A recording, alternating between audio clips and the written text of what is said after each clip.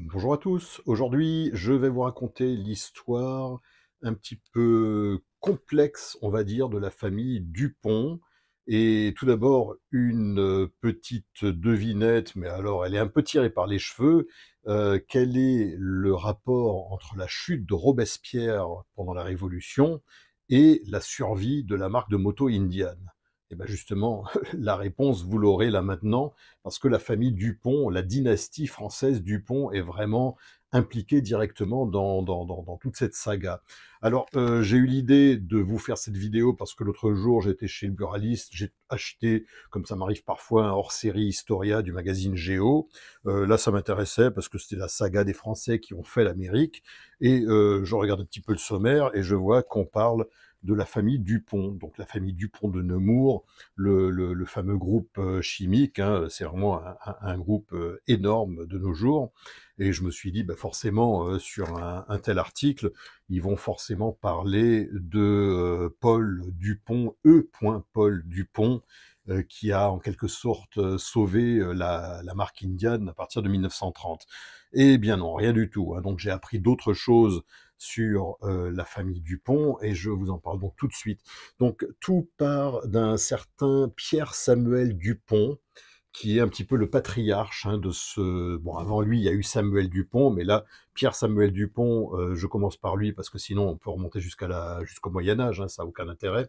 Donc, il est né en 1739, il était un des conseillers de Louis XVI, et il était l'un des signataires du traité de Paris qui a mis fin à la guerre d'indépendance aux États-Unis.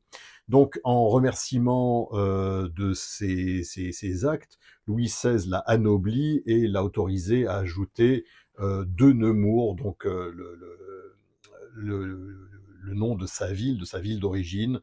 Donc, Dupont est devenu Dupont de Nemours, ce qui permettait de le comment dire, de le faire sortir du lot par rapport à tous les autres Dupont qui pouvaient exister à l'époque en France. Alors, Pierre-Samuel Dupont a eu plusieurs fils, dont un qui s'appelait Éleuther. Oui, oui, Éleuther, c'est un prénom d'origine grecque, enfin, ça vient de la Grèce antique, ça veut dire libre. Et le Terre, donc, et son père, pendant la Révolution, ont pris la défense de Louis XVI. Donc ça, c'était plutôt mal vu. Ils ont été arrêtés, ils se sont échappés, ils ont été arrêtés à nouveau, et ils ont été condamnés à mort. Donc ils étaient censés se faire raccourcir par la guillotine, et heureusement, c'est là que Robespierre intervient, malgré lui. C'est Robespierre qui est condamné à la guillotine, et donc c'est la chute de Robespierre qui sauve en gros Éleuther Dupont et son père Pierre-Samuel Dupont. Donc suite à ça, le 31 décembre 1799, une partie de la famille Dupont, dont ce fameux Éleuther Dupont, migre vers les États-Unis. Donc ils arrivent le 31 décembre 1799 dans le Delaware et il s'installe là-bas. Éleuther se rend vite compte lors d'une partie de chasse que les cartouches utilisées, qui à l'époque sont vendues donc par les Britanniques aux Américains, les cartouches utilisées sont de très mauvaise qualité parce que la poudre à canon est de très mauvaise qualité. Alors il rentre en France et là, avec le soutien du consul Bonaparte, donc Napoléon Bonaparte, il a l'autorisation de s'initier au dernier perfectionnement de la fabrication de la poudre à canon, qui est bien plus avancée en France qu'elle ne l'est à l'époque en Angleterre. Et ça, bien sûr, Napoléon a une petite idée derrière la tête. Il se dit, si les Américains ont de la bonne poudre à canon, ça va bien emmerder mes ennemis constants, les Anglais. Donc sur ce, Éleuther rentre aux États-Unis, je crois vers 1802 ou quelque chose comme ça. Il reste à peu près 2 ans en France. Il rentre aux États-Unis et puis là, il fonde donc sa société de fabrication de poudre à canon. Et qui devient par extension, par la suite, hein, avec les générations qui suivent, un gros groupe chimique. Donc après la poudre à canon, bien plus tard, hein, là je vous parle de 1935, le groupe Dupont de Nemours fabrique par exemple le nylon, enfin invente le nylon. En 1938, c'est le téflon. En 1958, c'est le lycra. Donc voilà, ça s'est pas fait du jour au lendemain, bien sûr, mais là je vais pas vous faire donc toute la saga de la maison du groupe chimique Dupont de Nemours. Donc avance rapide donc jusqu'au XXe siècle. ou plutôt 1887, parce que en 1887 naît l'arrière-petit-fils d'Éleuthère Dupont, qui lui-même s'appelle Éleuthère Paul Dupont. Et sauf que lui, il est aux États-Unis. Donc Éleuthère, déjà, c'est difficile à porter en France. Aux États-Unis, je ne sais même pas comment il le prononce. Éleuthère, Éleuthère, euh, come have dinner, Éleuthère. Enfin bon, c'est complètement ridicule. Donc rapidement, on supprime le Éleuthère, on rajoute juste un E et point, E point Paul Dupont. Voilà, le Paul reste. Ils auraient pu le virer tout simplement et l'appeler Paul Dupont, mais non, non, ils gardent quand même le E de Éleuthère en hommage à l'arrière-grand-père.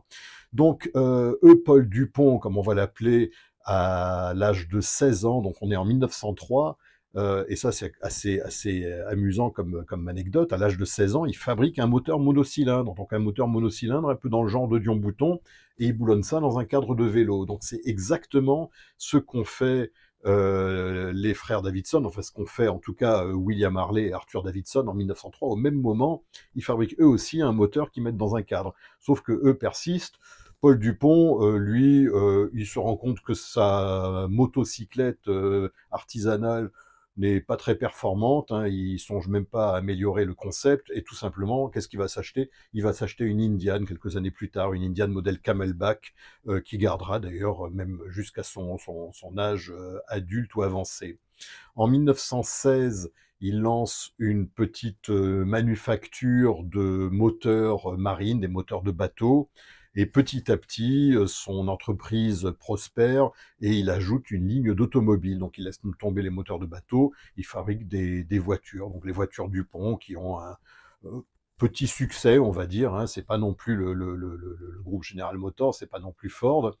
Mais enfin bon, voilà, chaque membre de la famille Dupont, comme ça, arrive à prospérer. D'ailleurs, Paul Dupont était dans une dynastie qui était déjà tellement fortunée, tellement riche, qu'il aurait très bien pu aller au country club et puis se passer de travailler. Non, non, mais lui était vraiment quelqu'un qui avait fait donc des études d'ingénieur, qui aimait profondément la mécanique et donc qui voulait faire son trou donc dans ce domaine-là. Son frère, d'ailleurs, il avait plusieurs frères, donc Francis Dupont, en 1923, achète des actions de la nouvelle Indian Motorcycle Company. Donc c'est en 1923 qu'on passe de la Handy Manufacturing Company à la Indian Motorcycle Company. Et donc cette compagnie émet des actions à 25 $ pièce. Donc Francis Dupont achète 12 000 de ses actions à 25 $. Il achète pour 300 000 $ de capital d'Indian. Donc ça permet à la famille Dupont déjà d'avoir un pied dans la maison indienne. Et en 1930, donc Paul Dupont, fusionne, donc sa marque d'automobile fusionne avec Indian, parce que Indian a vraiment besoin d'argent. Et là, Paul Dupont commence à se pencher un peu sur les comptes et il se rend compte que c'est rempli de magouilles, mais vraiment de magouilles. Les fournisseurs sont tellement méfiants que certains fournisseurs refusent de travailler avec Indian à moins d'être payés en espèces. Le comité de direction de l'époque vend des actions à tout va, mais enfin vraiment, on sait même pas où va l'argent, il y a de l'argent qui disparaît, enfin bon, vraiment. Après cette fusion, en mai 1930, Paul Dupont, donc Éleuthère Paul Dupont, devient PDG de la marque Indian. Et puis alors là, il va vraiment reprendre les choses en main. Donc déjà, son prédécesseur avait essayé de diversifier la production en ajoutant toutes sortes je sais pas, des moteurs hors bord, des amortisseurs automobiles. Je vous avais fait une vidéo. Tenez, je vous en sors un là de la vitrine. Ah, ça pèse une tonne. Voilà, voilà. Ça c'était un amortisseur. Enfin, ça se boulonnait vraiment sur les paquets de lames de ressort des voitures. Donc ça a été fait en 1929. Ils ont perdu énormément d'argent avec ça. Mais je vous avais fait une vidéo il y a 2 ans à peu près. Voilà, je le remets là-dedans. Donc, Paul Dupont, bon, les amortisseurs, c'était déjà fini, ça Indian avait déjà perdu pas mal d'argent, mais les moteurs hors bord étaient toujours en production. Donc, ce qu'il fait, c'est qu'il fait cesser la production donc en août 1930 de ces moteurs hors bord, et puis il met tout l'accent sur la production de motos. Et il a une chance, c'est que dans sa famille, le groupe Dupont fabrique aussi des peintures.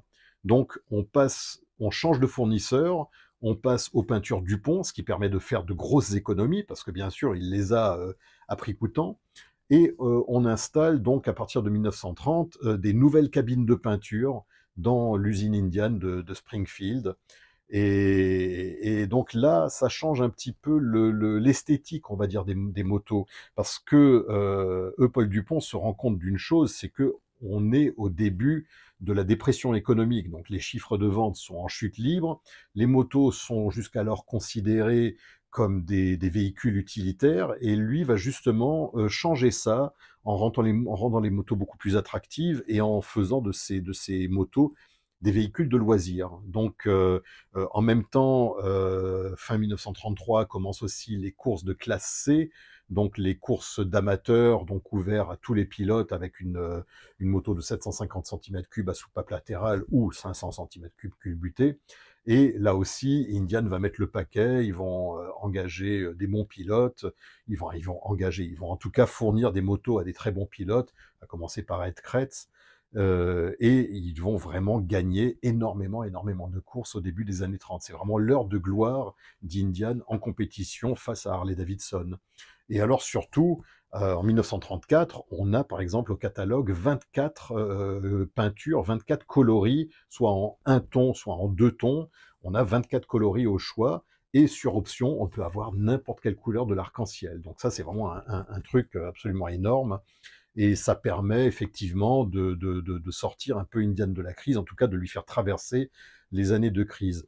Paul Dupont était également, comme je vous disais, un ingénieur, donc il y a une énorme correspondance qui se fait entre lui et les autres ingénieurs. Tout est fait par écrit, hein. Il envoie des lettres à tort et à travers à tous ses partenaires, à tous ses ingénieurs, ses cadres supérieurs dans l'usine, et vraiment il étudie de près tous les plans. Et par exemple, il y a une série de lettres où il estime, il regarde les plans des nouvelles pompes à huile, il dit non, mais ces pompes à huile là, à mon avis, vont laisser passer de l'huile va pisser par terre si la moto reste à l'arrêt pendant un certain temps, donc il faudrait modifier ça. Enfin vraiment, il participe vraiment au bon développement technique des motos Indian, donc pendant les années 30 et début 40. En 1939, petite parenthèse, 1939 a lieu le World's Fair, donc l'exposition universelle de New York. Alors ça, c'est un truc absolument énorme. Et d'ailleurs, bon, là, ça, c'est vraiment la toute petite parenthèse. J'ai ici des cuillères. Alors bon, ça, vous connaissez mon goût pour la collectionnite. Voilà, j'ai des petites cuillères du World's Fair de 1939. Celle-ci est un peu plus grande, vous la verrez mieux là. Voilà. Et puis bon, alors celle-là, j'en ai descendu 4 au garage, mais j'en ai une bonne douzaine. Et ça, ce sont vraiment les cuillères que j'utilise au quotidien. Et là, il y a tous les pavillons différents de cette expo universelle de 1939. Alors pourquoi je vous parle de l'expo universelle du World's Fair, donc de New York de 1939? Attention que ça se passe. Voilà, je pose ça là. Parce que Paul Dupont a été lui-même donc à l'Expo universelle de New York de 1939, et il a été sur les différents stands des fabricants de motos, parce qu'ils étaient tous là à exposer. Il a acheté une Triumph, une Norton, donc une Norton monocylindre, une Triumph bicylindre, et il a acheté un flat twin BMW, donc parce que lui-même avait énormément de motos chez lui. Donc il avait toujours son Indian Camelback 1907, je crois. Il avait toujours son monocylindre fait maison en 1903, mais il avait aussi vraiment toutes les dernières Indian chez lui, à la maison, plus ces 3 motos-là qu'il venait d'acheter au World's Fair, et qui lui ont permis vraiment d'étudier un petit peu la technologie des marques britanniques et européennes et allemandes pour s'inspirer et ainsi pouvoir développer techniquement les prochaines Indian. Et en plus de ça, en 1939, il y a eu des peintures de réservoirs qu'ils appelaient le thème World's Fair, la déco World's Fair. Donc là, je vous en montre 2 à l'écran. Donc voilà, c'était vraiment des peintures multicolores sur les réservoirs et qu'on a trouvé que en 1939 lors de cette expo universelle. Petite parenthèse encore, j'adore les parenthèses, hein, 1942 est engagé Matt Keevers. Alors Matt Keevers, je l'ai très bien connu, c'était le chef du département publicité d'Indian. Donc il est d'abord arrivé en pleine guerre, donc son premier job quand il est arrivé, c'était pas très marrant, c'était de rédiger des revues techniques de toutes les Indians militaires, mais ensuite il est rapidement passé vraiment à la promo, à toutes les pages de publicité Indian qu'on a dans les différents magazines, j'en ai tout un paquet là, enfin bon maintenant je vais pas vous les sortir maintenant. Toutes les pages, c'était lui qui les créait, et puis parfois on le voyait même lui-même avec ses copains ou des pilotes et tout ça, on le voyait en photo lors de prises de vue pour des publicités. Bon, ça c'était la petite parenthèse. D'ailleurs, lui aussi, il m'avait expliqué qu'il avait, en 1950, ils sont passés de 1200 à 1300 cm3 sur la dernière génération d'Indian Chief. Et puis pour bien mettre l'accent sur le fait que c'était nouveau, il a créé une décalcomanie qu'on collait donc sur le réservoir sous le petit logo métallique Indian avec marqué 80. Je vous en montre un là à l'écran.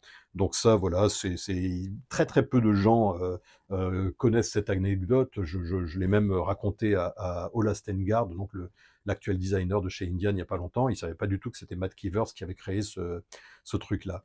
Voilà, je referme cette parenthèse, Matt Keevers. On est donc au milieu des années 40, et là, malheureusement, la santé de Eleuther Paul Dupont décline énormément. Donc, il pense à passer la main déjà. Et le 1er novembre 1945, il vend carrément la marque Indian, hein, donc il était vraiment l'actionnaire principal. Il n'était pas seulement PDG de ce groupe, mais il était actionnaire principal. Il vend la marque Indian à un groupe d'investisseurs qui a à sa tête un certain Ralph Rogers. Donc Ralph Rogers devient à partir du 1er novembre 45 le nouveau PDG d'Indian, et c'est lui qui va mener Indian à sa perte, parce que lui ne croit pas du tout au V-twin, il croit au vertical twin, au monocylindre vertical et au bicylindre vertical vraiment à l'anglaise, et donc il va mettre l'accent à partir de la fin des années 40 sur ces nouvelles productions qui sont en fait des très mauvaises copies des motos anglaises et qui vont mener Indian à sa perte. Enfin, c'est une des raisons parmi d'autres qui ont mené Indian à la perte. Alors, vous pensez bien que comme Paul Dupont est décédé, il est retourné dans le Delaware d'abord, il est retourné donc dans la ville, enfin dans l'état de ses origines américaines en tout cas. Il est retourné dans sa maison du Delaware, il avait un atelier avec un tour, et puis il adorait bricoler, il a continué jusqu'à la fin de sa vie de bricoler, et il est mort le 26 septembre 1950. Donc vous pensez bien qu'en étant mort en 1950, moi j'ai jamais connu Paul Dupont. En revanche, j'ai eu la chance de connaître son fils, enfin l'un de ses fils, donc qui s'appelait Lex, donc c'était le diminutif d'Alexis.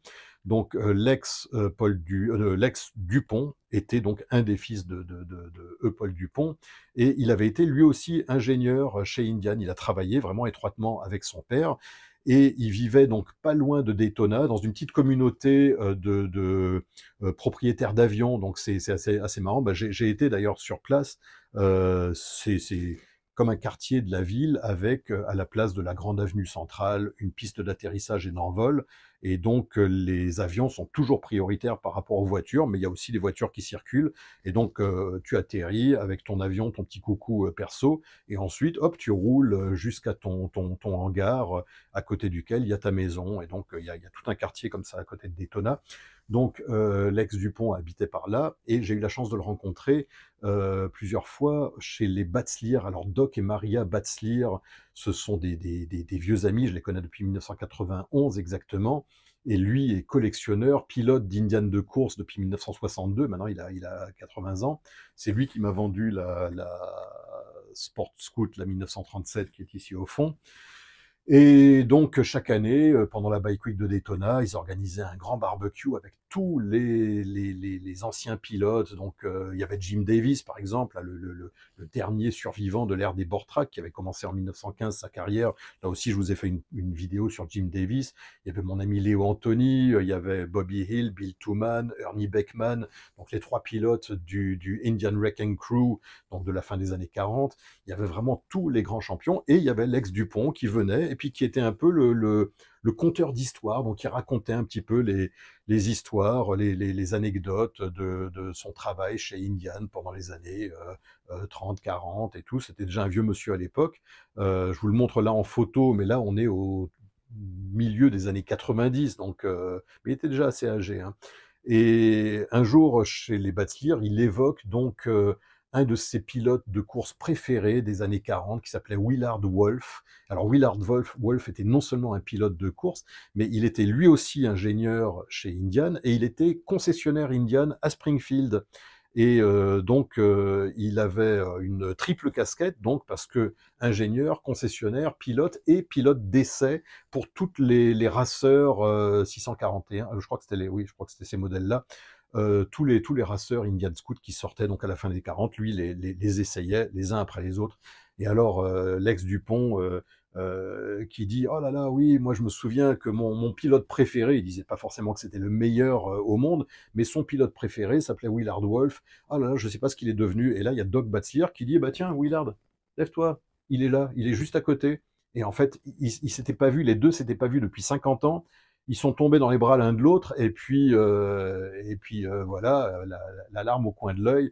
Enfin bon, non, il était pas juste à côté, il était à l'autre bout. Mais enfin bon, peu importe, j'extrapole un petit peu, mais voilà, Willard Wolf n'avait pas, ne s'était pas rendu compte que l'ex Dupont était là, et inversement, parce que leur barbecue, c'était sur leur terrain, c'était vraiment gigantesque, hein. Ils ont toujours leur maison, ils ont une maison dans laquelle ils habitent et une autre maison dans laquelle il y a leur collection de motos sur 2 étages. Donc en bas, il y a toutes les motos, il y a l'atelier, et à l'étage, il y a toutes les pièces détachées. Mais c'est un truc de fou, quoi, hein.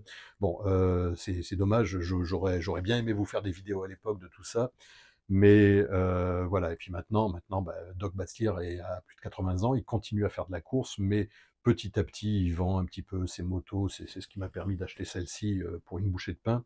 Et puis il vend ses pièces détachées et tout ça. Mais enfin voilà, je vous donnerai pas son contact parce que s'il y a des bons plans à faire, eh ben je me les garde. Voilà.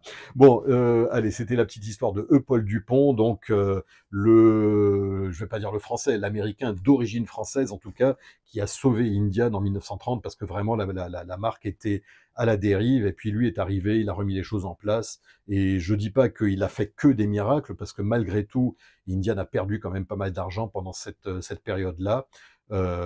Mais en tout cas, il a gardé la marque à flot, et puis il a fait de son mieux. Bon, eh ben écoutez, c'était tout pour aujourd'hui. Je vous dis à très bientôt. Salut les amis.